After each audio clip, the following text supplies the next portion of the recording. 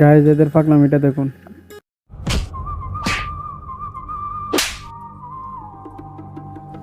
তুই আর হইলে মাজিস দে, চল তোরা আর বড় ভাইয়ের হাসলে যাইম। ভাইয়ে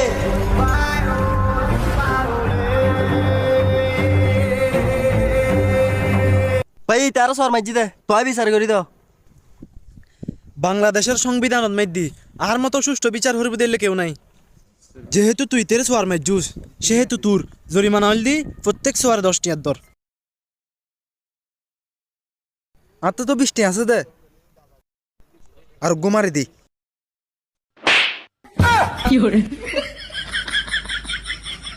ভাই এই তার মারি কি দে, পকেটে তো আরো 10 টি আছে।